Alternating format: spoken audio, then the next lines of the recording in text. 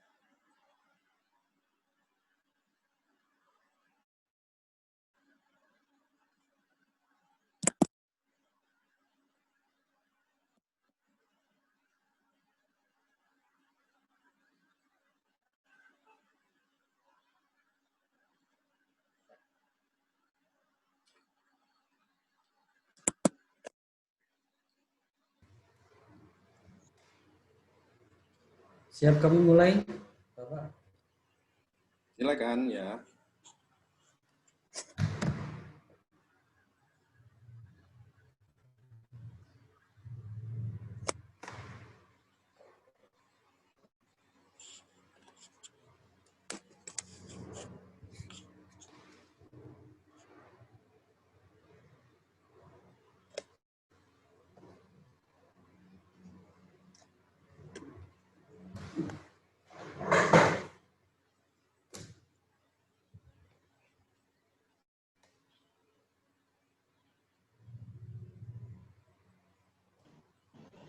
Bismillahirrahmanirrahim.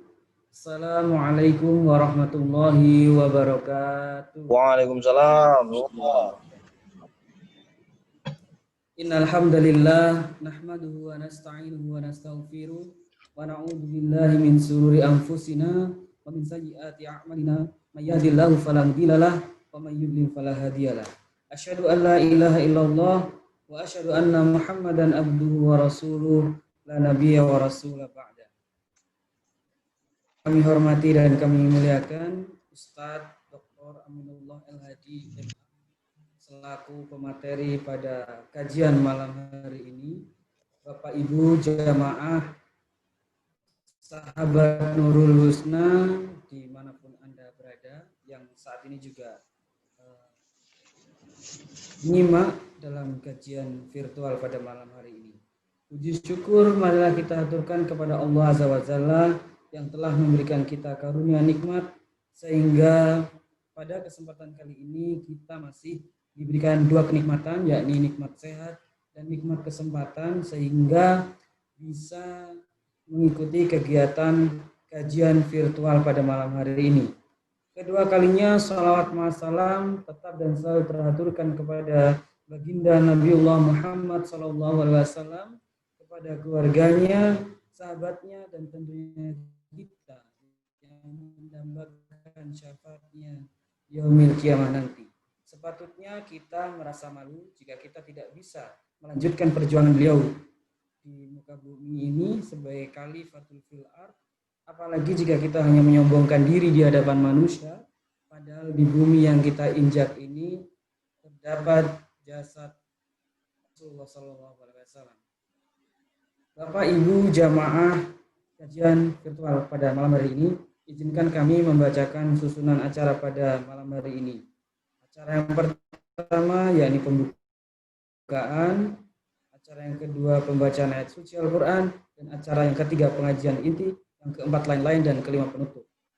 Sebelum acara kajian pada malam hari ini kita mulai, marilah kita buka dengan membaca Al-Basmalah bersama-sama. Bismillahirrahmanirrahim. Dilanjutkan acara yang kedua, yakni pembacaan ayat suci Al-Quran, yang mana pada kesempatan kali ini akan dilantunkan oleh Ananda Ubaidillah Al-Amin. Kepadanya dipersilahkan.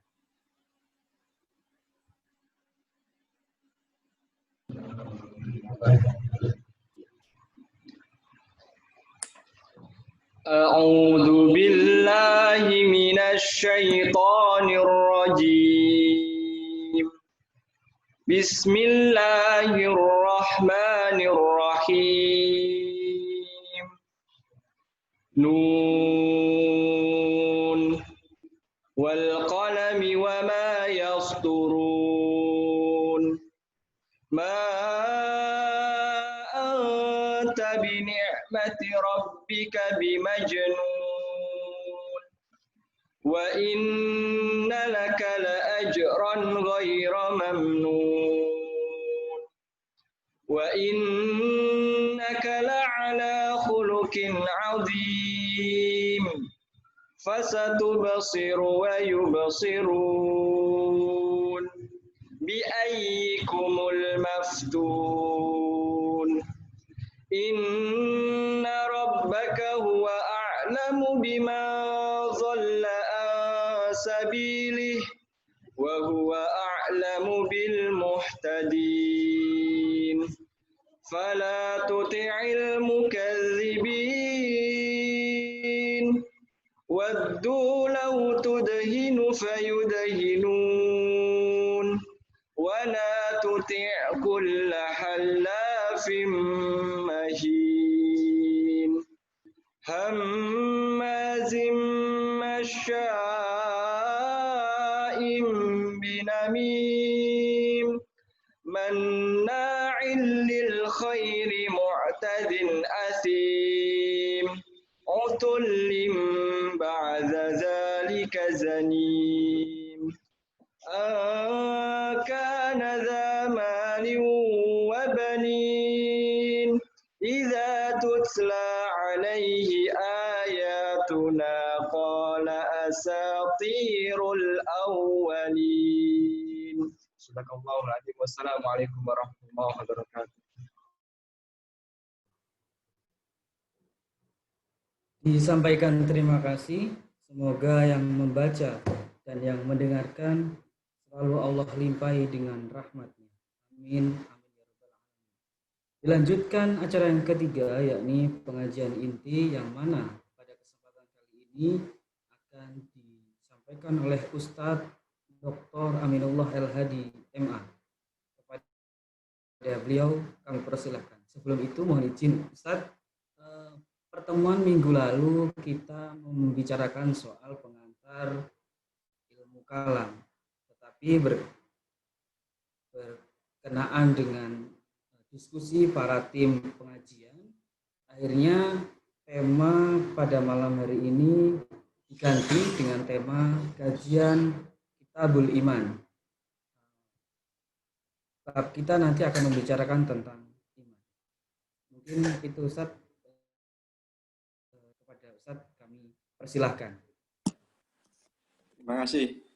Tapi yang disampaikan Mas Khairul Anam tadi tidak bisa saya tangkap dengan baik. Jadi suaranya naik turun gitu. Lebih banyak turunnya daripada naiknya. Tolong diulang lagi yang tadi. Kaitannya tema dulu dengan tema sekarang. Tadi apa tadi? Turunkan berat badan dulu itu.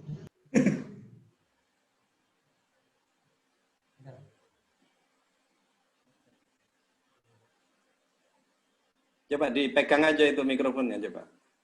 Apa tadi? Pertemuan kemarin kita membahas soal pengantar ilmu kalam karena kajian awal kita menentukan tema, yakni kajian kita adalah kajian ilmu kalam. Berkaitan dengan pembahasan kemarin dan tim kajian berdiskusi kembali untuk menentukan tema dan alhasil tema itu dirubah menjadi kajian Kitabul Iman, dan itu juga masukan dari para asatidz agar lebih nyambung dengan kajian yang sudah tersusun terjadwal di Rulusna. Mungkin seperti itu. Ya, terima kasih. Saya mengira-ngira aja yang belakang tadi. Jadi tampaknya bukan karena mikrofon, nggak tahu karena apa. Jadi suaranya naik turun, belakangan banyak turunnya lagi. Baik, terima kasih. Assalamualaikum warahmatullahi wabarakatuh.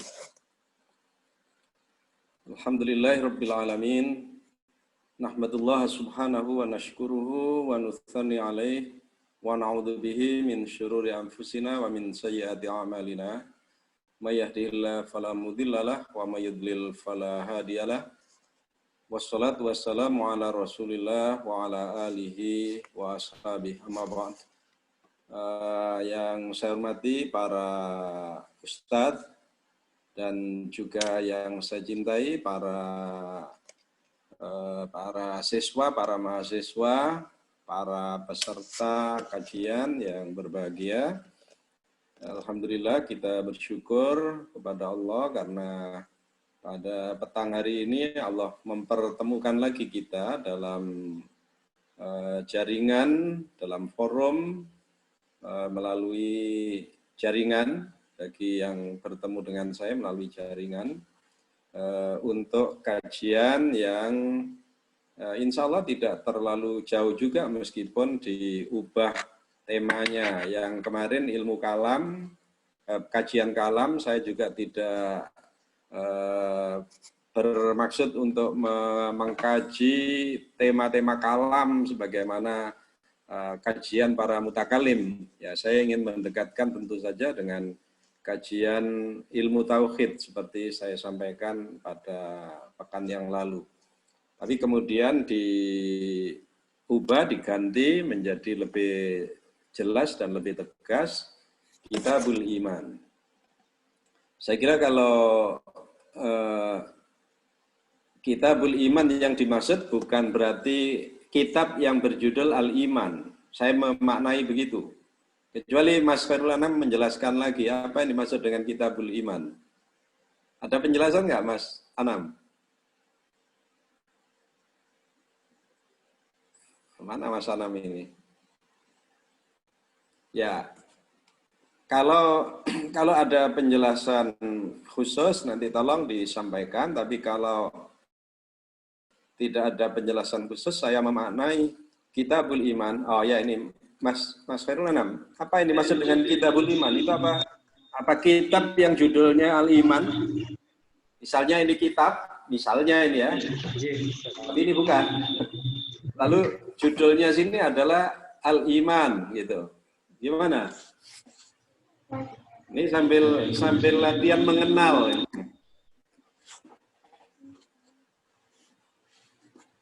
Jadi titipan para ustadz sebetulnya berkaitan dengan tema pada malam hari ini adalah para santri dibekali tentang pemahaman soal iman, kemudian tauhid dan seterusnya bab berikutnya, Ustaz. Ya. Baik. Ya, yang dimaksud dengan kitabul iman itu bukan seperti ada kitabul fiqh, lalu kitabul iman ada kitab berjudul al-iman, tidak. Tapi kitab di situ maksudnya adalah bab. Ya. Jadi kalau kita membaca kitab-kitab klasik dalam bahasa Arab, itu ada kitab, ada bab, ada fasal. Ya. Misalnya kalau kita membuka kitab-kitab hadis, misalnya di Sahih Bukhari, ya, Sahih Bukhari misalnya atau Sahih Muslim, di sana pasti diawali dengan Kitabu Bad'il Wahyi, kitab awal mula turunnya wahyu. Kalau kalau kita membaca kitab Fikih Bulughul Maram, diawali dengan Kitabut Thahara. Jadi kitab di situ maksudnya adalah bab. Jadi bukan kitab buku, bukan. Nah sekarang, kalau beberapa waktu yang lalu memang Ustadz Gusno menyampaikan kepada saya untuk disampaikan kajian putusan tarjih mulai dari Kitabul Iman. Jadi Kitabul Iman itu adalah yang ada di dalam putusan tarjih, ya, dari kitab Himpunan Putusan Tarjih. Karena itu saya berangkat dari sana saja. Meskipun kalau kita membaca Himpunan Putusan itu, ya dia sudah terhimpun dalam satu buku, bisa dibaca sendiri nanti atau bisa dikaji bersama-sama dengan teman-temannya. Tapi saya ingin menyampaikan kajian tidak secara tekstual dari buku itu, mungkin juga saya tarik atau saya coba bawa dengan perspektif yang lain.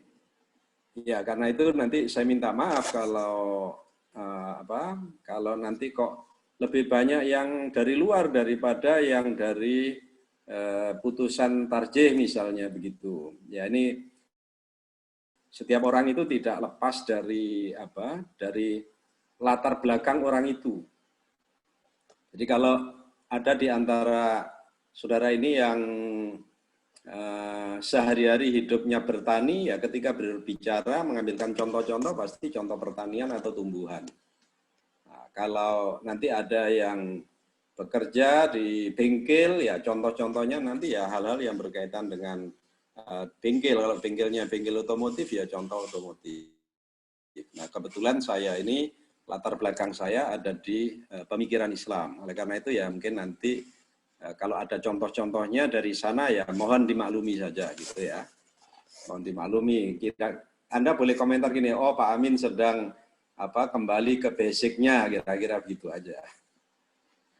Baik. Saya tadi mengcopy dari teks. Bentar ya. Baik, saya tampilkan ini dulu. Bukan yang ini. Ini ya.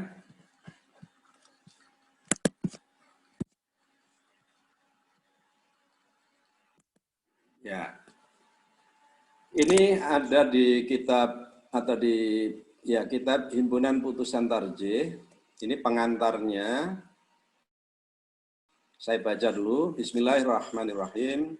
La ilaha illallah wahdahu la syarikalah wa bihil haulu wal quwwah. Alhamdulillahil mubdi'i lil awalim wal mu'idil arwaha ilal ajsami yaumal qiyamah. Wassalatu wassalamu ala sayyidina Muhammad khatamin nabiyyina wa afdalil mursalin wa ala alihi ajma'in. Wa qad warada fil hadithi an Umar radhiyallahu anhu qala. Ya, ini sebelum saya membaca hadisnya, ini pengantarnya, ya ini pengantar di kitab putusan putusan Majelis Tarjih atau Himpunan Putusan Tarjih HPT. Jangan kaget kalau di sini ada kata wassalatu wassalamu ala sayyidina Muhammad khatamin nabiyyin. Ini jangan kaget, ini kadang-kadang teman-teman di Muhammadiyah itu kaget dan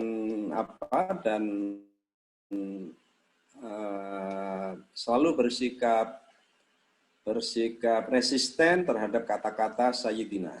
Ya, ini real ini, silakan dibaca nanti di Himpunan Putusan Tarjih. Kata Sayyidina itu tidak ada masalah ketika disebutkan begini. Nah, saya yakin di kalangan orang Muhammadiyah yang disepakati itu adalah ketika menyebut Sayyidina di dalam sholat, di dalam bacaan sholat. Yang di luar sholat ini adalah penghormatan biasa. Penghormatan kepada tokoh itu disebut Sayyidina. Sayyidina itu paduka gitu ya. Sayyid itu tuan, ya tuan. Samalah dengan kalau kita menyebut istri atau keluarga Nabi misalnya, kita menyebut Siti Fatimah, Siti Aisyah, Siti Khadijah, Siti siapa lagi disebut Siti-Siti. Sesungguhnya kata Siti itu adalah singkatan dari kata Sayyidati. Sayyidati itu tuan putri. Nah, kalau Sayyidi itu sering dibaca Sidi. Nah, ini kalau kita itu menyebutnya Sidna. Barangkali ada di antara kita yang pernah memperhatikan lagu-lagu yang berbahasa Arab yang menyebut Nabi Muhammad dengan Sayyidina, itu disebutnya Sidna. Yang menyebut Nabi Muhammad dengan Sayyidi disebut Sidi. Oke, jadi ini tidak ada problem ya menurut saya ketika nanti Anda menemukan kata Sayyidina. Oke, sudah. Kemudian di saya la ilaha illallahu, tiada Tuhan kecuali Allah, wahdahu, dia satu-satunya, la syarikalahu, tidak ada sekutu baginya. Wa bihil haulu wal quwwatu, dia adalah pemilik dia adalah atau padanya ada usaha dan kekuatan itu hanya ada pada Allah. Alhamdulillahi, segala puji bagi Allah, al-mubdi'i lil awalim, pembuat pertama kali alam semesta, wal mu'idil arwah, dan yang mengembalikan roh-roh ilal ajsam, ke dalam tubuh, ke dalam jisim, yaumal qiyamah, kelak di hari kiamat.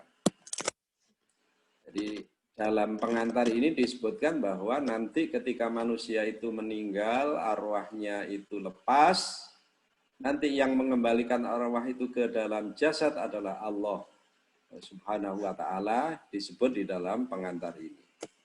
Wassalatu wassalamu, kesejahteraan dan keselamatan, mudah-mudahan, nah, di dalam kata-kata ini adalah doa, ya, meskipun tidak tertulis kata mudah-mudahan, tapi maknanya adalah, atau terjemahannya harus ditambahkan kata mudah-mudahan. Mudah-mudahan atau semoga kesejahteraan dan keselamatan ala Sayyidina Muhammad terlimpahkan kepada paduka kita Muhammad khatamin nabiyyin, penutup para nabi. Wa afdalil mursalin, dan orang yang paling utama di antara para rasul. Wa ala alihi ajmain, dan demikian juga mudah-mudahan terlimpahkan kepada seluruh keluarganya. Nah, itu pengantarnya. Kemudian waqad warada fil hadis, telah telah dinyatakan, waroda itu keluar, ya, maksudnya dinyatakan telah dinyatakan atau terdapat di dalam hadis an Umar radhiyallahu anhu qala, dari Umar radhiyallahu anhu, Umar berkata. Ini saya salin ke sini, harapan saya mudah-mudahan lebih besar. Lebih besar apa enggak ini ya? Oke. Ini bunyinya adalah bainama nahnu inda Rasulillahi sallallahu alaihi wasallam, ketika kami bersama Rasulullah sallallahu alaihi wasallam dzata yaumin, suatu hari. Maaf, sebelum saya lanjutkan, ini hadisnya panjang. Hadis ini sudah sering didengar ya, Mas Anam dan kawan-kawan. J, Ustaz. Sering ya? Oke, kalau sudah sering tidak usah saya lanjutkan, nanti saya langsung masuk ke intinya saja, karena hadisnya itu panjang. Hadisnya ini tadi berbicara tentang 3 hal paling tidak. Paling tidak berbicara tentang 3 hal. Yang pertama, Yang pertama tentang Islam. Ya, ini. Yang pertama tentang Islam. Maka dari kata al-Islam ini terumuskanlah atau dibuatlah oleh para ahli ilmu tauhid itu menjadi rumusan rukun Islam yang 5. Nah, rumusan rukun Islam yang 5 itu diambil dari hadis ini, yaitu pertama syahadat tauhid dan syahadat Rasul, yang kedua menegakkan sholat, yang ketiga menunaikan zakat, keempat puasa Ramadan, dan yang kelima menunaikan ibadah haji. Meskipun dari 5 hal ini kemudian bisa di breakdown menjadi kajian dalam ilmu fikih. Ya. Jadi nanti ada kajian fikih, ada kitabus shalah, ada kitab, kalau mengikuti urutan ini, ada kitabuz zakah, ada kitabus syiyam, ada kitabul hajj.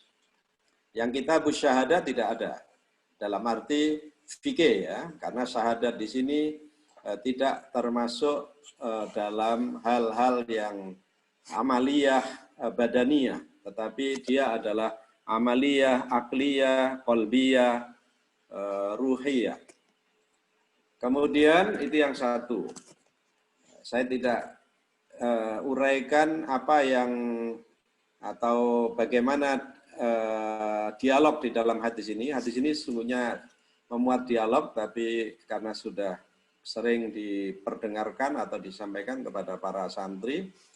Kemudian yang kedua, berbicara tentang iman. Fa'akhbirni anil iman. Ya. Dari hal inilah, dari pernyataan Nabi di sinilah kemudian para ahli ilmu tauhid kemudian menyusun rukun iman yang 6. Yaitu pertama iman kepada Allah, yang kedua iman kepada para malaikat, yang ketiga iman kepada para rasul, pada kitab-kitab Allah, ketutup di sini ya, ketutupan. Kemudian iman kepada para rasul dan iman kepada hari akhir, ini iman pada hari akhir. Lalu iman kepada qada dan qadar. Kalau di dalam hadis itu al-iman bil qadri. Ya, al-iman bil qadri khairihi wa syarrihi. Kalau dalam ilmu tauhid biasanya disebut iman kepada qada dan qadar. Saya kira berangkat dari sinilah kajian Kitabul Iman nanti akan diurai. Jadi ada 6 hal.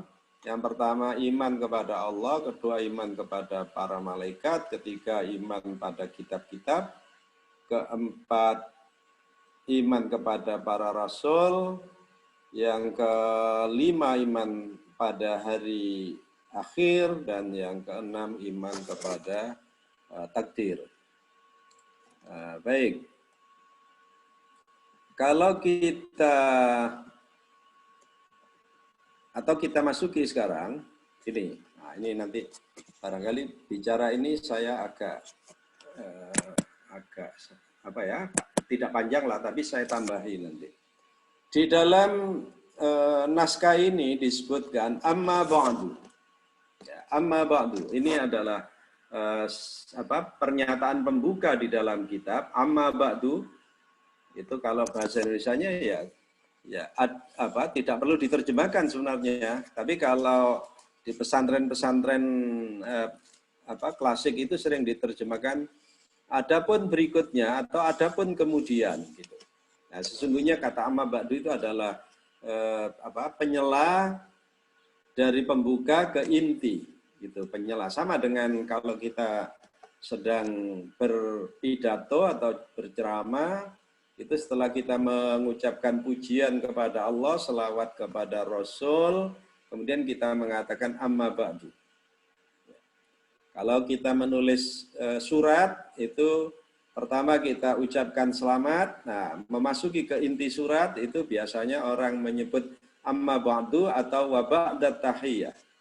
Adapun setelah ucapan selamat, intinya adalah ini. Nah, itu. Maka kemudian di dalam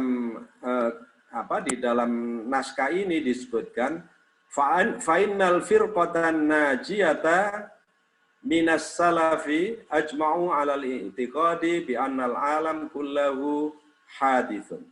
Di sini ada kata-kata fa'innal firqatan najiyata. Nah, ini yang pada pekan yang lalu kita berbicara ketika saya sajikan hadis tentang perpecahan umat. Masih ingat kan ya, hadis perpecahan umat.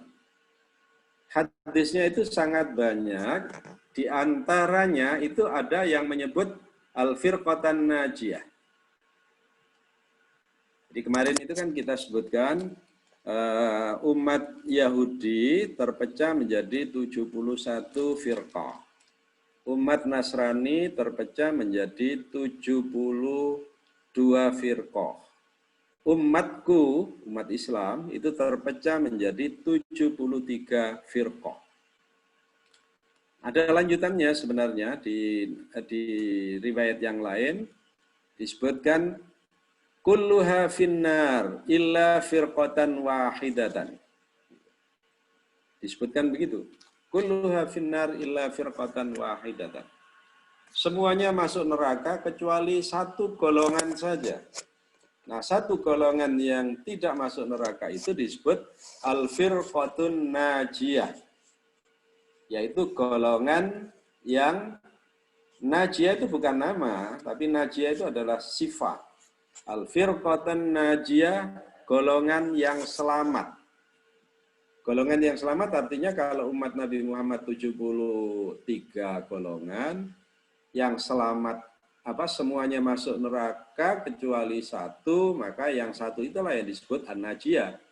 Tapi najiyah sekali lagi bukan sebuah nama, tetapi ia adalah sebuah sifat. Gitu ya.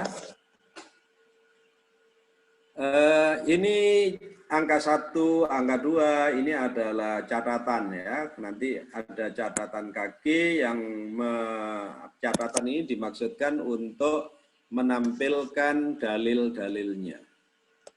Dalil-dalilnya karena sesungguhnya dalam kitab putusan tarjih itu, kalau menurut saya formatnya itu adalah kitabut tauhid di dalam kitabul iman ini. Jadi desainnya, formatnya adalah kitab tauhid, bukan kajian kalam. Nah, kalau kajian kalam beda. Kajian kalam itu mengedepankan logikanya. Tapi kalau kitabut tauhid itu mengedepankan dalilnya. Jadi kalau kemarin di antara peserta kan ada yang mengatakan, gimana kalau kita berdiskusi dengan orang lain, dengan orang yang tidak seakidah. Ya, tentu ketika diskusi dengan orang yang seakidah tidak cukup disajikan dalil-dalil dari Quran, dari hadis. Tapi di dalam kitab ini, catatan ini adalah catatan yang menyebutkan di sana ada ayat Al-Quran atau ada hadis Nabi. Maka tentu yang dimaksudkan, kitab ini ditujukan kepada orang Muslim. Wabil khusus orang-orang Muhammadiyah sendiri. Ya. Kemudian final firqatan najiyata minas salafi. Ini saya tidak perlu menguraikan aspek kebahasaan ya. Tidak perlu ya. Kenapa kok al-firqatan najiyata, kok bukan al-firqatun najiyatu? Gimana? Perlu apa enggak ini Mas? Mas Anam? Tidak perlu ya, saya kira biar kesempatan lain aja, silakan nanti ada kajian mungkin kajian nahwu dan sorof atau kena kajian bahasa Arab gitu ya. Oke, saya kembali lagi. Final firqatan najiyata minas salafi. Ya.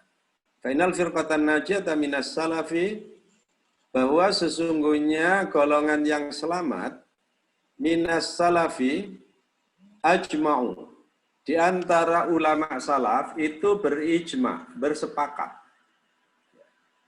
Jadi yang disebut as-salaf di sini ulama salaf. Ulama salaf itu generasi dahulu, ulama dahulu.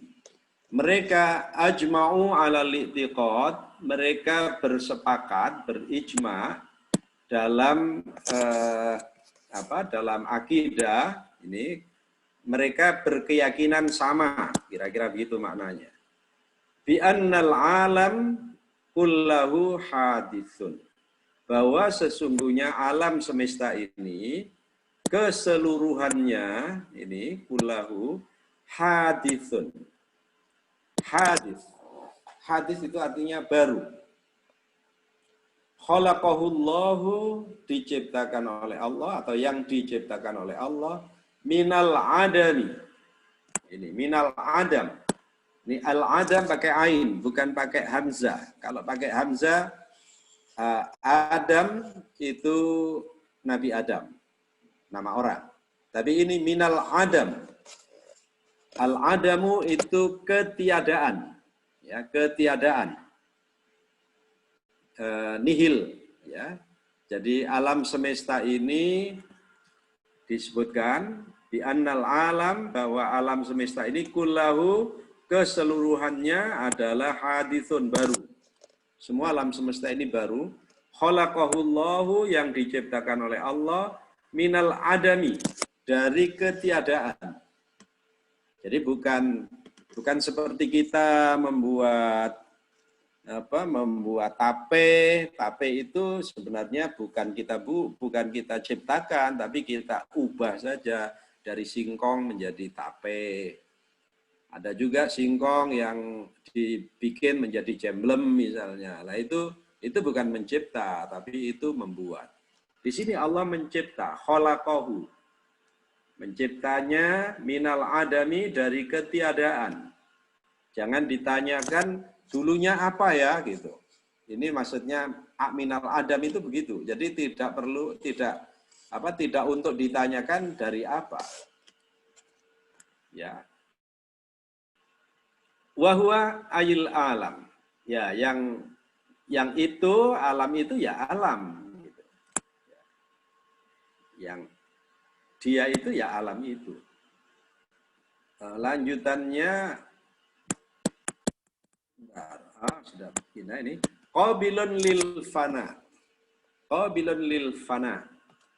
Saya kira kita mengenal bahasa Indonesia kata fana ya.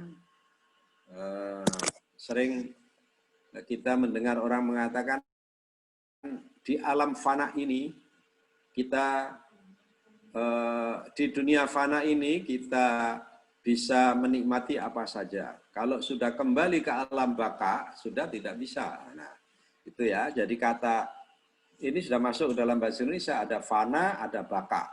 Itu dari kata ini, al-fana dan al-baqo. Jadi al-baqo itu di akhirat, yang fana di dunia. Apa arti fana itu? Fana itu artinya sementara, bisa hilang, bisa habis. Maka ini qabilun lil fana. Qabil itu bisa. Arti asal dari kata qabil itu menerima. Menerima atau bisa. Qabilun lil fanai bisa hancur, bisa hilang. Kemudian nanti ada catatan nomor 2, jadi angka 2 ini adalah angka catatan. Wa ala annan nadra fil kauni, dan bahwasanya ini an-nadra memperhatikan fil kauni, memperhatikan alam semesta, al-kaun ini alam semesta, lima'rifatillahi wajibun. Memperhatikan alam semesta untuk mengetahui Allah itu adalah wajib. Syar'an, menurut syara'. Waha nahnu, nanti ada catatan nomor 3. Waha nahnu nasra'u fi bayani usulil aqaidis sahihah. Dan di sini kami perlu menjelaskan usulil aqaid, prinsip-prinsip akidah as-sahihah yang benar. Prinsip-prinsip akidah yang benar. Oke. Baik, sampai di sini saya ingin mengulang. Bentar, tadi sampai mana tadi? Nah, sampai di sini. Ya.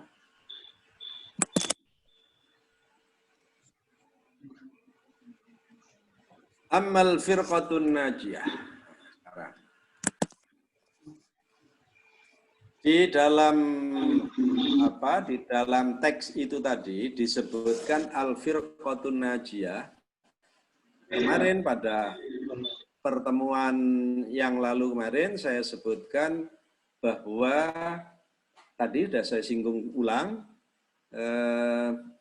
kelompok-kelompok umat itu disebutkan oleh Nabi bahwa umat Yahudi terpecah menjadi 71 golongan. Umat Nasrani 72 golongan, umat Islam terpecah menjadi 73 golongan. Itu ada beberapa hadis yang menyebutkan itu. Saya pernah meneliti, dalam arti mengurai itu ya. Hadis-hadis itu ada, seingat saya ada 7 atau 8 jalur periwayatan yang berbeda teksnya, berbeda bunyinya. Nah, salah satu yang disebut adalah yang saya tampilkan pada pekan yang lalu. Lalu ketika disebut umat Nabi Muhammad terpecah menjadi 73, yang selamat hanya 1, itu gimana ini menurut Anda? Kalau umat Islam yang ada di Indonesia ini, sebutlah misalnya penduduk Indonesia berapa sekarang ini ya? 300 berapa? 320-an ya? Enggak ada yang hafal ya. Nanti suatu saat nanti saya bukakan catatan ya. Umat Islamnya sendiri sekitar 280 juta. Kalau 280 juta dibagi menjadi 73, maka jumlah itulah yang kalau kita menggunakan hitung-hitungan matematika ya, maka yang selamat itu adalah 1/73 tadi. Tapi apakah seperti itu maknanya? Ya, apakah seperti itu? Sebutlah, mohon maaf ya, kalau misalnya di dalam majelis kita ini ada 73 orang, semuanya adalah umat Muhammad. Apakah yang dari 73 ini hanya ada 1 yang selamat? Atau kalau di seluruh dunia ini ada berapa? 730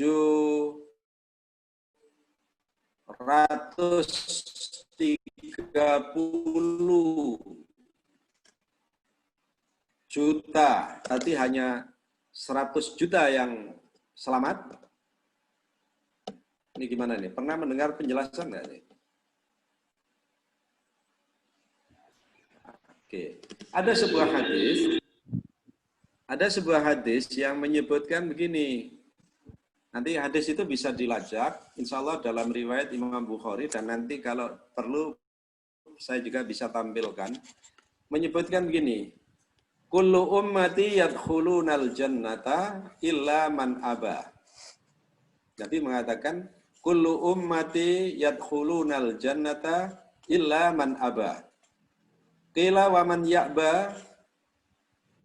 Lalu qala man ata'ani dakhalal jannah wa man asani faqad aba.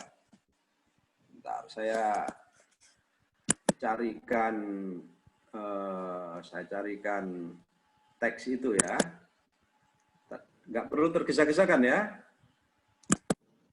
Tergesa-gesa. Oke, saya carikan.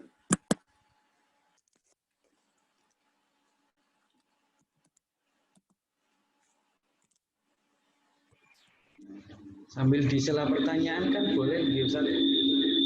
Nah, kalau ditanya di sela pertanyaan saya nggak bisa nyari. Ini saya lagi nyari ini.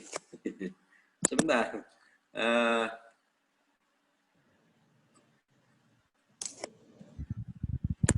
Sebentar. Ini saya buka komputer. Sabar nam kesusuan.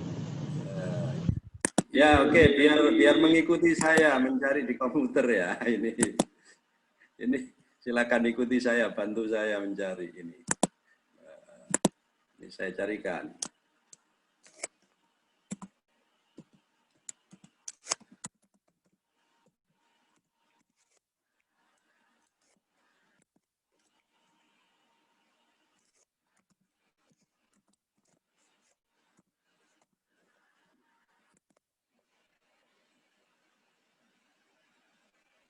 Ini mudah-mudahan ada, kalau nggak ada, nah ini ada ternyata.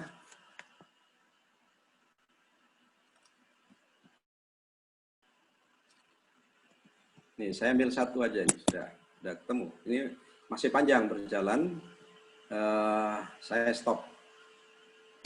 Ambil satu aja. Kamu nggak mau stop?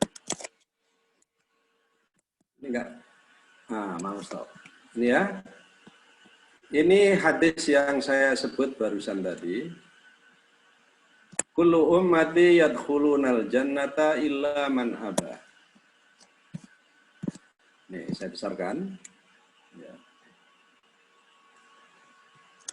Ini perlu dibantu harokat nggak ini, Mas Mahfur? Ya. Kullu ummati yadkhulunal jannata illa man aba.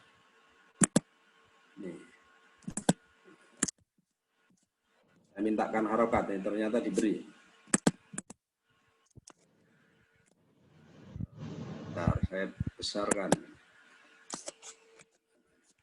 Ya, ini ya. Ini kullu ummati yadkhulunal jannata illa man aba. Semua umatku akan masuk surga kecuali yang enggan. Aba di sini ini artinya aba, artinya imtana'a an qabulid da'wah. Ini aba, pakai gini, bukan abah seperti oh ini abah. Di sini ada abah Mahfur, ada abah Heni, itu bukan. Itu abah. Ini abah. Illa man aba, kecuali ia yang enggan. Maka para sahabat bertanya, qalu ya Rasulullah, wahai Rasul, wa man ya'ba, siapakah orang yang enggan itu? Maka Nabi menjawab, man ata'ani dakhalal jannah. orang yang patuh kepadaku dia masuk surga. Waman asoni faqad aba, dan orang yang ingkar kepadaku, orang yang membangkang perintahku atau tidak patuh kepadaku, faqad aba. Orang yang membangkang aku itulah orang yang enggan. Ini artinya apa hadis ini? Gimana? Apa arti hadis ini?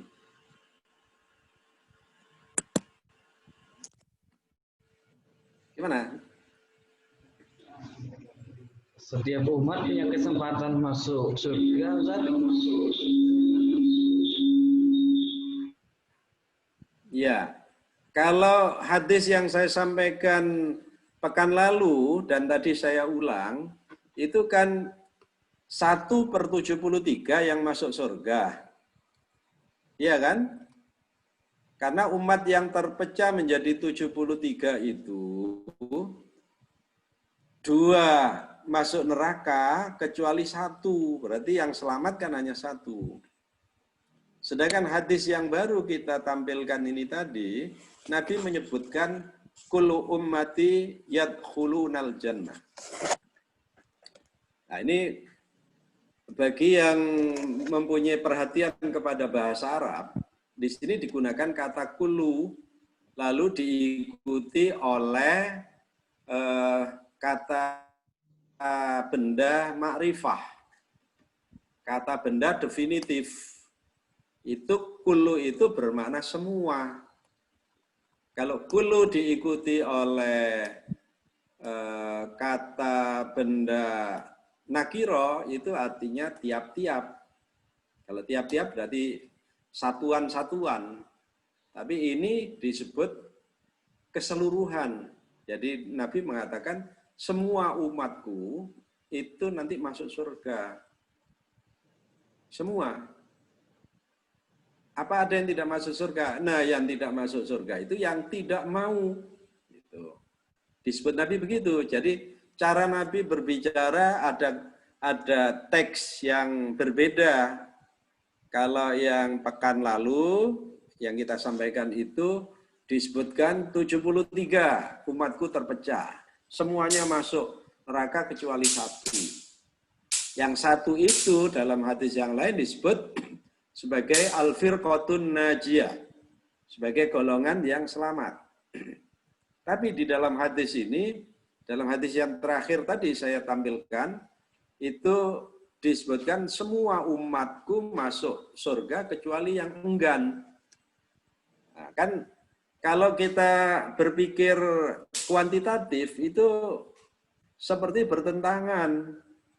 Yang pertama kemarin itu 1/73. Gitu ya. 1/73. Kalau misalnya disebut umat Nabi itu 73, maka yang hadis kedua ini semua dari 73 itu masuk surga kecuali yang tidak mau. Jangan-jangan yang tidak mau itu 1. Jadi 72/73 yang masuk surga, yang tidak masuk surga 1/73. Ini gimana cara memahami hadis yang seperti ini? Mas Mahfur, ada kalkulator itu. Gimana Mas Mahfur?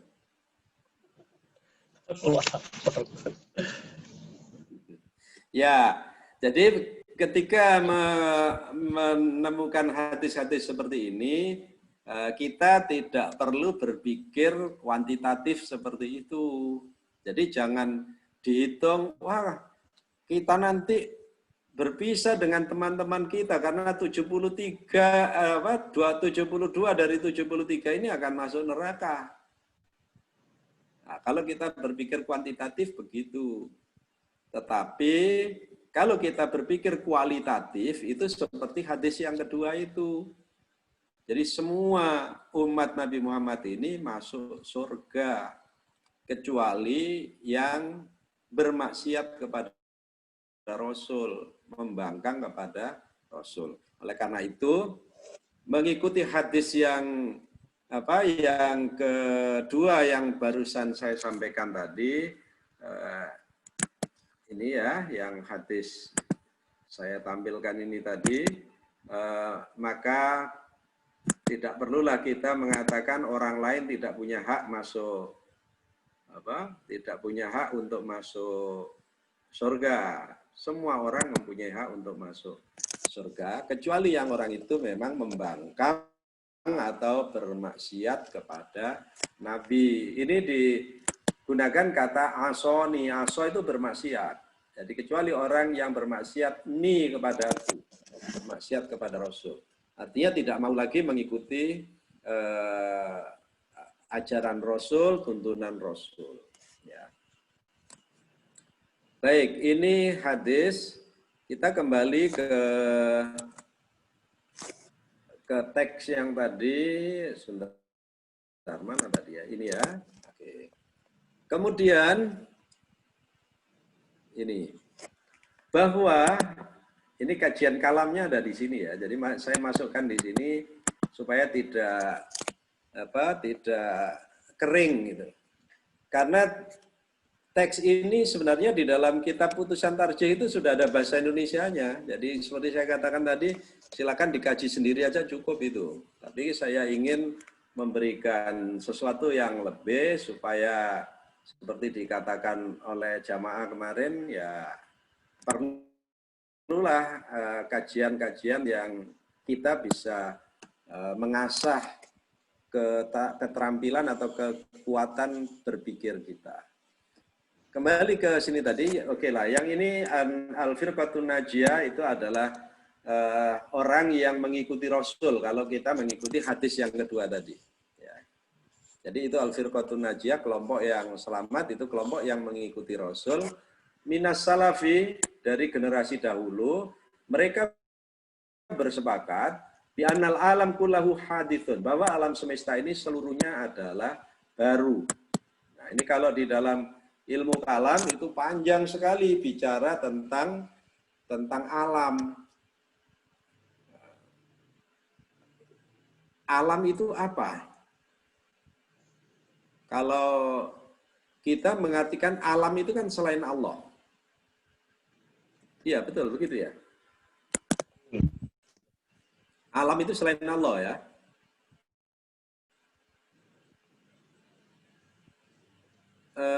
Ya, saya tanya, kalau batu pasti alam ya? Kalau batu pasti alam. Iya, pasti ya. Kalau gunung pasti alam. Sungai alam. Alam. Sekarang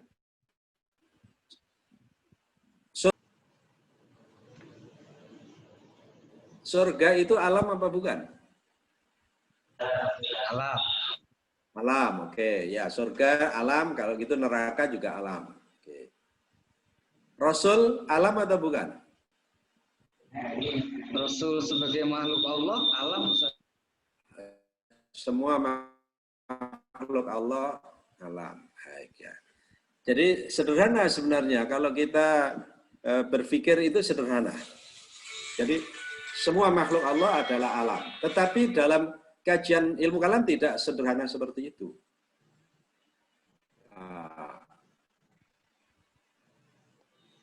Kalau kita berpikir selain Allah adalah alam, maka nanti kita akan bisa terjebak ke dalam cara berpikir itu. Tapi saya tidak ingin lanjutkan ini supaya kajian tentang ini tadi ya, karena ada sisi yang lain yang nanti akan menjadi panjang kajiannya. Saya khawatir kita berbelok ke ilmu kalam lagi nanti. Kemudian bahwa semua itu adalah hadis baru. Yang disebut baru itu, baru kan berkaitan dengan waktu. Kapan sesuatu itu dinamai baru? Kapan sesuatu itu dinamai baru?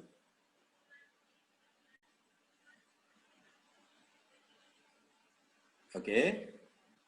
Baik, kita kalau begitu tidak perlu membahas kapan sesuatu dinamai baru. Yang jelas segala sesuatu itu baru. Ya. Jadi tidak perlu bertanya kapan sesuatu itu dinamai baru. Kalau kita beberapa hari kemarin kan menikmati tahun baru tanggal 20 Agustus kemarin kan, tanggal 1 Muharram. Itu dinamai baru karena baru datang. Nah, kalau sekarang saya pakai baju baru misalnya, baju saya disebut baru karena baru saya pakai. Tetapi sesungguhnya ketika kita menyebut sesuatu baru atau tidak baru, itu tidak sederhana. Nah, maka dalam kajian itu biasanya ada kata hadis dan ada kata qadim. Ya, qadim. Qadim itu bahasa Indonesianya apa ya? Bahasa Indonesianya, saya nggak tahu bahasa Indonesianya. Ya, mungkin lama, tetapi bukan lama dalam arti seperti oh ini santri lama ini, oh ini mahasiswa lama, bukan itu. Oh ini barang, ini pisau saya yang lama, bukan. Ini motor saya yang lama, bukan lama itu. Ya, ini kata qadim itu kekal, ya bahasa Indonesianya kekal. Itu qadim. Apa itu qadim? Qadim itu adalah sesuatu yang tidak mempunyai tidak mempunyai awalan. Ya. Jadi kata qadim itu sesuatu yang tidak mempunyai awalan. Itu qadim. Apa sesuatu yang tidak punya awalan? Kalau mengikuti teks yang tadi, segala sesuatu itu mempunyai awalan. Awalan bukan me dan ke itu bukan, tapi awalan dalam arti permulaan wujudnya. Jadi segala sesuatu. Manusia permulaannya adalah Adam, ya Nabi Adam. Kalau tumbuh-tumbuhan permulaannya ya dari sebelumnya apa gitu. Ya. Sedangkan ini tadi ya, al-alam kulluhu hadithun, segala sesuatu baru diciptakan oleh Allah dari ketiadaan. Artinya Allah menciptakan sesuatu itu bukan mengubah dari sesuatu ke sesuatu yang lain. Di dalam Al-Quran itu ada kata kholaqa dan ada kata ja'ala. Nah, yang ja'ala itulah yang mengubah dari suatu wujud menjadi wujud yang lain. Itu ja'ala.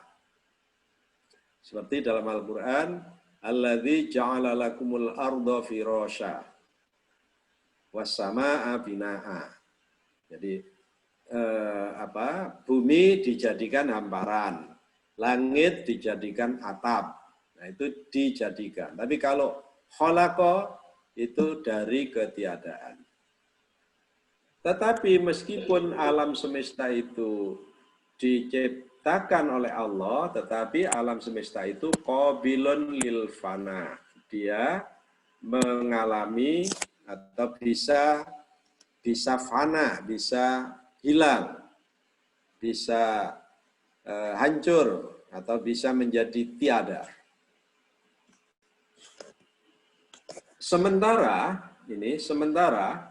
an-nadharu fil kauni, memperhatikan alam semesta, al-kaun, kata al-kaun kita temukan misalnya ketika orang menyebut di dalam Islam itu ada ayat-ayat Qur'aniyah dan ada ayat-ayat kauniyah. Nah, kata kauniyah itu diambil dari kata al-kaun. Kaun itu adalah alam semesta yang berwujud. Itu al-kaun. Nah, kita memperhatikan alam semesta yang berwujud, lima'rifatillahi, untuk mengetahui Allah itu wajibun syar'an. Menurut syara itu wajib. Jadi bukan wajib karena undang-undang, bukan wajib secara etik, tetapi itu wajib secara syara. Ini menurut teks ini.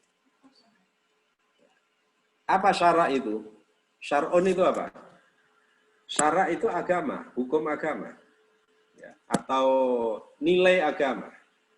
Jadi Islamic value, berdasar nilai agama Islam. Itu wajibnya di situ. Maka di sini kemudian nanti dijelaskan wa nahnu nashra'u fi bayani usulil aqaidi shahihah. Berikut ini nanti kami jelaskan prinsip-prinsip akidah yang benar. Maka diurailah di dalam kitab ini ada 6 bidang sesuai dengan rukun iman yang tadi diambil dari hadis yang kita bacakan tadi. Saya kira ini sebagai pengantar dulu. Silakan kita tidak hanya membaca, tetapi saya juga ingin memberi kesempatan kepada Anda untuk kita berdiskusi. Nah, ini ada pertanyaan, tetapi privately. Pertanyaan ini private. Saya baca apa tidak ya ini? Dari salah satu jamaah. Iya, dibaca nggak apa-apa. Oke, pertanyaannya begini, karena private ya, tidak saya sebut siapa yang ngirim. Pertanyaannya begini, di dalam HPT, Himpunan Putusan Tarjih, bacaan sholat tidak ada kata Sayyidina Muhammad. Saya ulang, ini di kolom chat ya, tetapi chat ini hanya masuk ke saya, ke orang lain tidak ada. Di dalam HPT, Himpunan Putusan Tarjih, bacaan sholat tidak ada kata Sayyidina Muhammad, sehingga tidak boleh kita tambah Sayyidina. Bagaimana kalau di dalam khutbah? Bolehkah di dalam pembukaan khutbah Jumat menyebut kata Sayyidina Muhammad dalam bacaan sholawatnya? Nah, tadi di dalam pengantar kitab Putusan Tarjih itu ada kata Sayyidina. Nah, sesungguhnya bacaan-bacaan yang baku, yang ketat itu adalah yang ada di dalam sholat. Maka atas pertanyaan ini saya menjawab boleh kita menyebut Sayyidina Muhammad di dalam pengantar khutbah atau di dalam pembukaan khutbah. Termasuk juga di dalam ceramah-ceramah seperti ini, dalam pengajian seperti ini boleh saja saya mengucapkan Sayyidina Muhammad untuk pembuka, gitu ya. Ya termasuk sekarang walaupun bukan pembuka, misalnya tadi saya mengatakan bahwa Allah menurunkan wahyu kepada Sayyidina Muhammad, itu boleh saja. Gitu. Itu jawaban atas chat yang masuk ya di dalam box, di dalam kolom chat. Silakan, mungkin ada pertanyaan lain? Tanya Pak. Ya, silakan. Ini tapi tidak tahu. Tadi saya tinggal sebentar apakah sempat dibahas atau tidak. Jadi di pertemuan yang pertama pengantar ilmu kalam itu kan disebutkan bahwa ada kesamaan antara ilmu tauhid dengan ilmu kalam, yaitu pada objeknya mengenai ketuhanan. Kalau nggak salah catat saya waktu itu seperti itu. Nah, yang jadi masalah menurut saya, apakah ketika membahas tauhid itu bisa dimasuki ilmu kalam, ataukah nanti itu tidak berkontradiksi? Karena di HPT, di kitab iman itu halaman 27 penjelasan, disebutkan hadis dari Ibnu Abbas bahwasanya orang banyak sama memikirkan keadaan Allah yang maha mulia dan maha agung. Maka Nabi bersabda, fikirkanlah makhluk Allah dan jangan memikirkan zatnya. Ya. Nah, nanti kalau nanti tauhid itu misal diselingi dengan ilmu kalam itu pada bagian apanya dan bagaimana? Karena ya kita memahami bahwa sebagian besar sepertinya warga Muhammadiyah itu ya wis nek ngomong tauhid ya sudah gitu loh, apa yang ditulis ya itu. Sholatmu ngono ya wis ngono, sholat gak usah esensine sholat kudu opo ndak perlu, ikuti saja seperti itu. Nah, Gimana Ya. itu, Pak? Oke, ya. Jadi gini, saya agak apa namanya ya agak berat juga ya menjelaskan ini, tapi saya harus jelaskan. Sesungguhnya kitab-kitab tauhid yang ada di tengah-tengah kita itu banyak diantaranya yang argumentasinya diambil dari argumentasi ilmu kalam. Banyak. Jadi kalau misalnya ada orang mengatakan mana bukti bahwa Allah itu penguasa alam semesta misalnya gitu. Nah, ketika orang bertanya begitu, itu sesungguhnya itu pertanyaan kalam atau pernyataan kalam. Jadi kalau orang tidak mau bertanya begitu, ya seperti yang dikatakan oleh Mas Mafur itu, ya sudah diterima itu aja apa adanya. Qul huwallahu ahad, katakan Allah itu esa, ya sudah titik, nggak usah bertanya lagi. Kenapa Allah itu esa? Nggak usah bertanya begitu. Atau esanya seperti apa?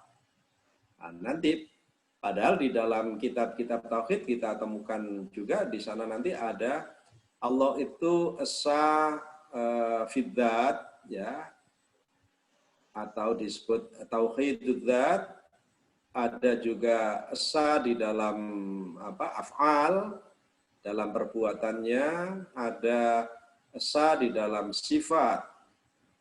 Maka esa atau satu-satu atau uniqueness, ya, keunikan Allah itu sesungguhnya untuk mengatakan bahwa tidak ada kesamaan dengan siapapun. Meskipun kita mengatakan Allah itu satu, kata satu pada Allah itu tidak sama dengan ini saya punya satu ballpoint.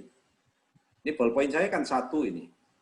Tapi satu ini tidak bisa, satu pada Allah itu tidak bisa dianalogikan dengan satu ballpoint ini. Kalau satu ballpoint ini bisa saya patah menjadi setengah ballpoint. Ya.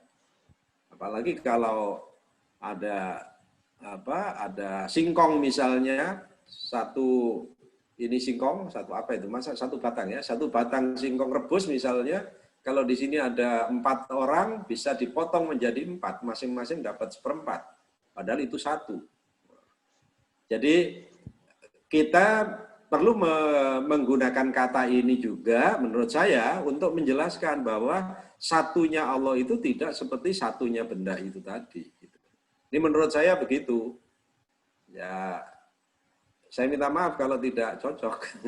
Seperti saya katakan tadi, jadi setiap orang ketika berbicara itu selalu dipengaruhi oleh latar belakangnya. Jadi akan muncul itu latar belakang itu secara direncana atau tidak direncana akan muncul. Jadi kalau ini Mas Anam ini ilmunya apa? Kuliahnya dulu apa Mas Anam? Saya S1 ilmu pemerintahan, Pak. Oh iya, ilmu Saat pemerintahan. ini ilmu administrasi negara. Saya Oke, beda rumpun S2-nya. terus ya. Ya, oke. Pada saatnya nanti Mas Anam kalau berbicara itu selalu berbicara nanti dengan hal-hal yang berkaitan dengan tata negara nanti. Ini kalau menurut undang-undang begini gitu. Tapi ini di dalam Al-Qur'an begini ya gitu. Jadi orang itu selalu dipengaruhi oleh latar belakangnya. Ada yang dominan, ada yang tidak dominan. Karena saya ini mengajar ya, mungkin sering seliweran di telinga saya gitu ya. Jadi ngajar, saya bidang itu, jadi seliweran itu. Sudah difilter juga masih keluar aja. Apalagi dipancing dengan pertanyaan seperti Mahfur ini tadi, tambah keluar itu. Ya. Oke, begitu ya Mas Mahfur ya. Ya. Pada akhirnya menurut saya harus beristighfar lah. Setelah berbicara itu saya harus beristighfar. Jangan sampai saya ini tadi melangkai hak-hak saya, melampaui hak-hak saya sebagai manusia. Maka kata-kata tadi tafakkaru fi khalqillah. Tafakkaru fi khalqillah wala tatafakkaru fi dzati. Itu bukan hadis loh ya, itu ya. Mas Mafur, berpikirlah tentang ciptaan-ciptaan Allah, jangan berpikir tentang zat Allah. Itu bukan Quran, bukan hadis, tapi itu nasihat. Jadi maksudnya apa? Ya kita berpikirlah tentang alam semesta ini, ciptaan-ciptaan Allah. Tapi jangan kita berpikir tentang Allah. Kenapa? Kita tidak mampu berpikir tentang Allah. Kita tidak mampu. Nah, kalau kita memikirkan ciptaan itu akan menyegarkan kita, akan mengantarkan kita. Seperti pengantar ini tadi, Al-Kaun tadi itu. Jadi, maka tadi saya sebut juga ada ayat Qur'aniyah, ada ayat Kauniyah. Kedua-duanya itu akan membimbing kita, mengantarkan kita menuju kepada Allah, kepada Tuhan. Jadi ketika kita membaca Al-Quran, Qul huwallahu ahad, oh kita sadar Allah itu esa. Innallaha ala kulli syai'in qadir, bahwa Allah itu maha kuasa atas segala sesuatu, kita sadar. Tetapi tidak hanya itu, ketika kita melihat sungai di musim kemarau seperti ini kok tetap mengalir, itu sungai yang di atas gunung itu. Dari mana ini airnya, nggak ada hujan kok keluar air. Nah, kalau kita renungkan, pasti Allah itu maha kuasa, bisa memancarkan sumber, meskipun itu sumber berada di ketinggian sekian ratus meter di atas permukaan laut. Sementara di kampung, di desa yang letaknya lebih rendah, lebih dekat dengan permukaan laut, malah tidak ada air. Ya, seperti kampung-kampung di Jember ini, sebagian saya mendengar sudah berkekurangan air sekarang ini. Padahal di kota Jember ini tidak terlalu tinggi permukaannya, tidak terlalu tinggi. Sementara yang di sana di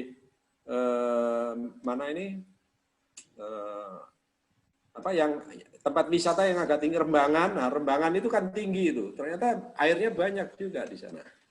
Itu kalau kita perhatikan itu juga sama dengan ayat-ayat itu. Sebagai tanda-tanda kekuasaan Allah, mengingatkan kita bahwa Allah Maha Kuasa, Maha Adil dan Maha Pengasih juga gitu. Gitu, kalau ada yang lain? Ada feedback Pak Ustadz dari Bapak Eni, mungkin bisa dijawab Ustadz. Apa yang sudah saya sebut tadi, bukan?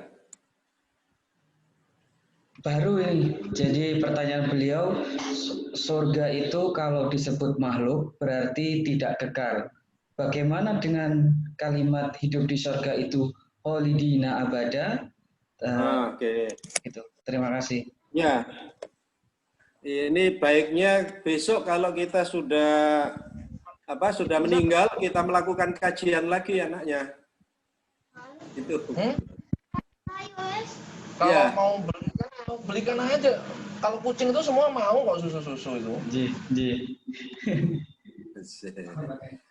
Jadi dalam hal yang kita tidak mampu menjangkau,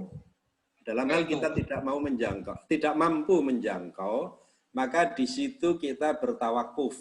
Kita harus berhenti.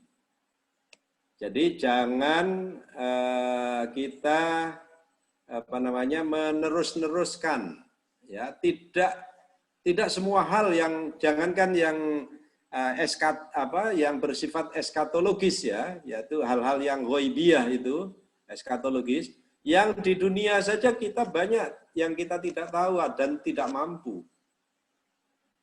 Kita tidak tahu dan tidak mampu. Ya seperti sekarang ini saja. Sekarang ini yang kita kenal dengan era pandemik, ya, coronavirus 19 ini teori-teori yang beredar di tengah masyarakat itu kan banyak yang berguguran teorinya. Kenapa? Ya di dunia yang sekarang aja kita sesungguhnya ada keterbatasan kemampuan dan pengetahuan kita. Apalagi soal akhirat, ya. Nah, kalau saya menjawab pakai dalil yang lain, bukan dalil tekstual itu, maka sesungguhnya semua orang bisa mengatakan bahwa makhluk itu semuanya fana, ya kalau surga tadi adalah makhluk, semuanya fana, maka nanti Allah akan menciptakan makhluk yang baru lagi atau Allah akan mengeluarkan perkataan yang baru lagi. Bisa saja begitu. Jadi mengatakan perkataan yang sekarang ini saya ciptakan adalah yang tidak ada batas akhirnya. Bisa saja begitu. Tapi sekali lagi itu termasuk wilayah-wilayah eskatologis, kita tidak mempunyai kemampuan untuk mendiskusikannya. Maka dalam hal ini kita mengikuti pendapat generasi lama, generasi salaf itu mengatakan apa yang dituturkan oleh Al-Quran itu kami terima, apa yang dijelaskan oleh Rasul itu kami terima.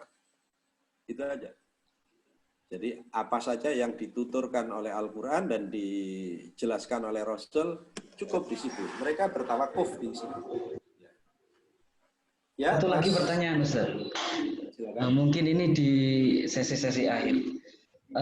Di pertemuan awal minggu yang lalu kita juga sedikit menyinggung tentang firqah-firqah. Kemudian malam hari ini kita juga menyinggung sedikit tentang firqah-firqah ini. Lalu sebetulnya lahirnya firqah-firqah ini apa atau bagaimana konsekuensinya terhadap Islam hari ini dan yang akan datang? Ya, ini mudah-mudahan tidak belok ke ilmu kalam lagi ya. Insya Allah tidak, Ustaz. Ya, jadi begini, generasi umat Islam itu dibagi-bagi dalam sejarah. Ada generasi pertama disebut sahabat. Ya, generasi pertama itu disebut sahabat. As-sahabah. Generasi as-sahabah atau as-sahabi. Mereka adalah orang-orang yang disebut oleh Nabi sebagai sahabat. Jadi mereka itu adalah sahabat Nabi. Kemudian, ada definisi, apa itu sahabat? Sahabat adalah orang yang hidup pernah bertemu dengan Nabi, ada definisi tambahannya, yaitu ketika dia bertemu dengan Nabi, dia dalam keadaan Islam dan sampai meninggal dalam keadaan Islam. Meninggal orang itu, bukan nabinya. Orang itu meninggal dalam keadaan Islam.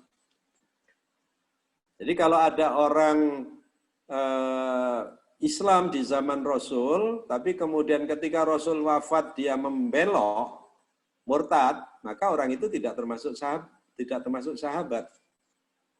Zaman Abu Bakar dulu kan banyak ya orang yang membelot ya. Yang membelot tidak murtad, yang kemudian diperangi oleh Abu Bakar itu, maka mereka yang murtad itu bukan sahabat.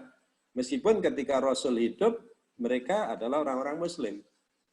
Nah, itu satu itu ya, definisi sahabat. Jadi orang yang bertemu dengan Rasul. Lalu generasi yang kedua adalah generasi yang tidak bertemu dengan Rasul, tapi bertemu dengan para sahabat. Itu generasi kedua. Tidak pernah ketemu Rasul, artinya ketika orang itu lahir mungkin Rasul sudah wafat, atau ketika Rasul hidup, orang itu belum masuk Islam. Tapi setelah Rasul wafat, orang itu lahir atau orang itu masuk Islam. Maka orang ini disebut generasi kedua. Sebutan dalam bahasa Arab apa itu generasi kedua itu? Mas Anam, apa Mas Anam? Disebut apa itu? Setelah sahabat disebut apa? Masa lupa, pura-pura lupa itu. Tabi'in. Ya, tabi'in. Oke. At-tabi'in. Ya, kita ini orang Indonesia sukanya itu pakai akhiran in ya. Jadi kaum muslimin. Semestinya bahasa Arabnya itu al-muslimun, tapi kita menyebutnya muslimin. Orang-orang yang hadir kita sebut hadirin, padahal harusnya itu hadirun, itu ya. Jadi itu, ya oke lah, nggak apa-apa itu bahasa Indonesia. Kita menyebut at-tabi'in, at-tabi'un aslinya itu ya. Mereka adalah at-tabi'un, generasi yang mengikuti, yang bertemu dengan sahabat. Generasi sahabat, generasi sahabat itu adalah murid-murid Nabi. Kalau kita bahasa Indonesia kan itu murid-murid Nabi. Nah, tabi'in atau tabi'un itu adalah murid dari para sahabat. Artinya tabi'un itu masih bertemu dengan generasi istimewa. Sahabat itu adalah generasi istimewa. Tabi'in orang-orang yang sempat berguru pada generasi pertama. Mereka adalah generasi kedua. Lalu datang generasi berikutnya yang tidak pernah bertemu dengan sahabat, tapi bertemu dengan tabi'un, dengan tabi'in. Mereka itu disebut tabi'ut tabi'in, pengikut para tabi'in. Nah, orang-orang yang masuk dalam generasi ketiga ini dipandang sebagai orang-orang yang masih terkontrol cara pandangnya, masih mengikuti generasi utama. Jadi kalau tabi'in itu mengikuti generasi awal, yang tabi'ut tabi'in masih bertemu dengan generasi kedua. Pada zaman itu sekitar tahun 130-an Hijrah. Ya. Setelah itu muncul generasi baru. Nah, di masa generasi baru ini muncul pandangan-pandangan yang beragam. Ini pertanyaan tadi itu, sejak kapan munculnya aliran-aliran itu ya. Jadi munculnya aliran-aliran itu adalah setelah tabi'ut tabi'in. Ya, setelah tabi'ut tabi'in. Atau tabi'in generasi akhir. Kenapa muncul itu? Karena umat Islam ini sudah berkembang pesat jumlahnya, dilihat dari jumlah, dan juga sudah meluas dilihat dari sisi teritorial yang ditempati. Jadi wilayahnya sudah meluas ke wilayah-wilayah yang dulu tidak terjangkau oleh sahabat, tidak terjangkau oleh Nabi dan tidak terjangkau oleh sahabat. Wilayahnya sangat luas. Dan ketika wilayah itu semakin luas, tentu mereka bertemu dengan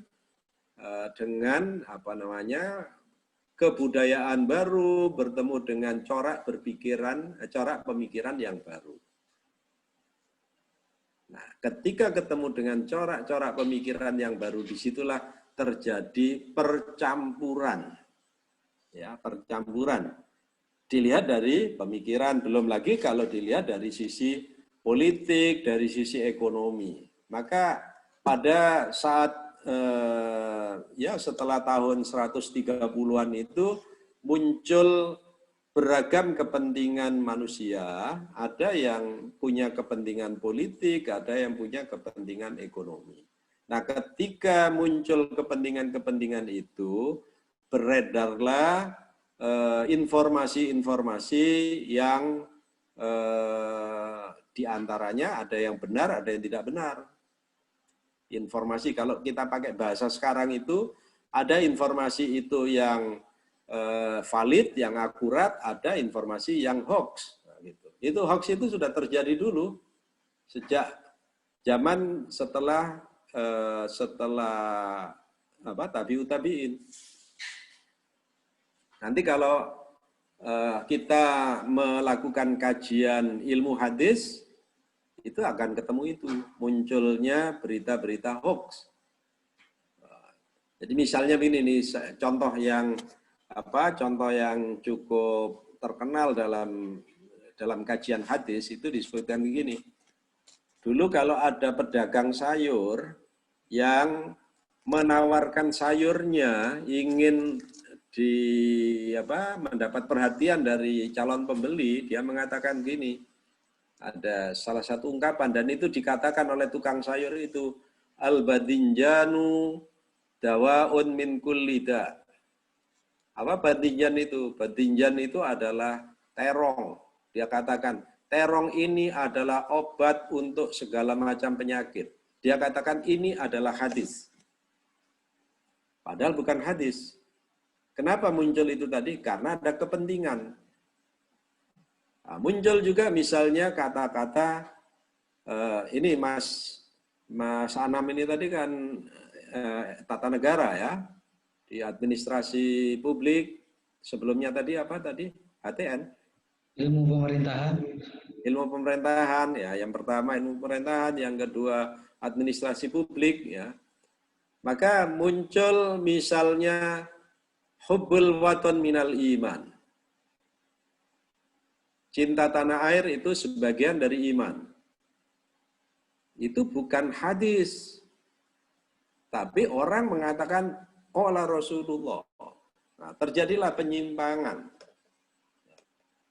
Belum lagi nanti ini masih belum masuk ke ranah politik, ke ranah teologis lah. Munculnya nanti ketika itu masuk ke wilayah politik, masuk wilayah teologis. Karena perpecahan umat Islam itu di awal dulu itu ada disebabkan karena politik, dari politik kemudian berkembang atau muatan-muatan teologis atau muatan keagamaannya dimasukkan. Jadi awalnya dulu karena masalah politik dulu. Baik, itu dulu agak panjang ya penjelasannya. Ini saya pilihnya pendek tadi, tidak bisa. Sebetulnya masih banyak pertanyaan, tetapi kita dibatasi waktu, Ustaz. Iya. Mungkin bisa disimpan untuk minggu yang akan datang, Ustaz. Ya, saya nggak bisa nyimpen, harus dipancing lagi ya. Ustaz.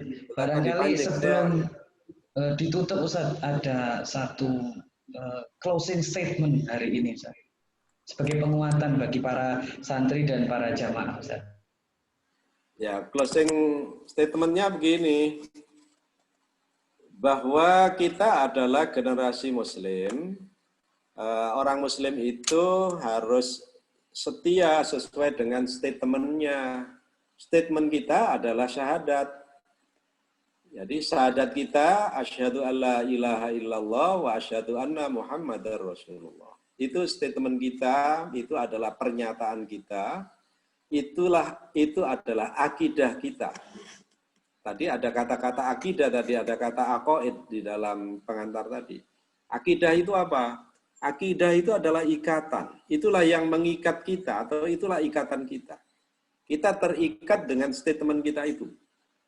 Oleh karena itu, statement itu harus selalu diikat betul, atau kita harus beradaptasi dengan ikatan itu, bahwa kita terikat oleh syahadat tauhid, oleh syahadat Rasul. Syahadat tauhid artinya kita hanya bertuhan kepada Allah. Syahadat Rasul artinya kita harus patuh kepada tuntunan Rasul.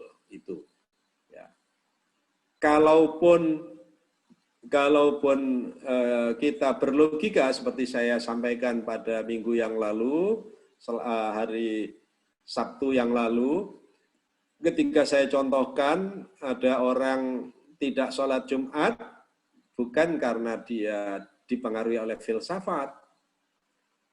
Karena yang satu lagi kan juga tidak sholat subuh. Yang tidak sholat subuh ternyata dia juga tidak belajar filsafat. Jadi yang tidak sholat Jumat dan tidak sholat subuh itu sama salahnya. Sama-sama salah, tapi bukan disebabkan kesalahannya itu karena belajar filsafat. Itu pandangan saya ya. Jadi sementara itu statement akhir saya, insya Allah kita akan lanjutkan hari Sabtu depan. Mudah-mudahan Allah beri kesempatan dan kesehatan untuk kita semua. Dan saya berpesan, ini bukan bagian dari closing statement, tapi saya berpesan pada adik-adik yang tinggal di dalam asrama, harap jaga betul kesehatan. Saya menduga kalian juga keluar masuk asrama ya. Kalau keluar masuk asrama maka harus berhati-hati betul karena kalian hidup bersama orang banyak di dalam. Jadi sekarang ini penyebaran COVID itu luar biasa meskipun angka di Jember itu tidak tinggi, ya angka di Jember tidak tinggi. Tapi kalau kita perhatikan penambahan terus tinggi, tidak kurang dari 10 setiap hari penambahannya. Dia menjadi kecil karena yang sembuh juga banyak. Sementara di tempat lain kita lihat begitu besar di kabupaten sebelah maupun di daerah yang agak jauh dari kita itu luar biasa. Nah sekarang ini trennya itu bukan orang di jalanan tapi orang di kantoran sekarang. Jadi trennya ini kalau menggunakan istilah klaster itu sekarang ini klaster kantoran. Nah, klaster kantoran mudah-mudahan tidak merambah ke klaster asramaan gitu ya. Oleh karena itu, adik-adik harus menjaga betul, jangan berpikir saya sehat, saya kuat, jangan berpikir gitu. Berpikirlah bahwa di dalam diri kita itu ada potensi penyakit dan jagalah diri kita dari penyakit dan jangan sampai penyakit yang ada pada diri kita itu ditularkan kepada orang lain. Saya sering mengutip hadis Nabi, la dororo wa la diror. Jangan membuat dirimu bahaya dan jangan membuat bahaya pada orang lain dari dirimu. Kalau bahasa lain lagi, jangan menantang bahaya, tapi juga jangan membahayakan orang lain. Itu dua kata itu sesungguhnya kata singkat tetapi sangat bijaksana untuk selalu kita terapkan. Mudah-mudahan Allah menjaga kita, memberikan kesehatan kepada kita semua. Terima kasih. Berbagai keterbatasan saya minta maaf. Aqulu qauli hadza wa astaghfirullah li wa lakum. Wassalamualaikum warahmatullahi wabarakatuh. Waalaikumsalam warahmatullahi wabarakatuh. Baik, kita sudah tiba di penghujung kajian malam hari ini, Bapak Ibu jamaah. Marilah kita tutup kajian pada malam hari ini dengan membaca Alhamdulillah bersama-sama. Alhamdulillahirrahmanirrahim. Demikian dari kami selaku pembawa acara, kami mohon maaf apabila banyak salah kata maupun perbuatan, kurang lebihnya fastabiqul khairat. Wassalamualaikum warahmatullahi wabarakatuh. Waalaikumsalam warahmatullahi wabarakatuh. Saya pamit ya. Ji Ustaz.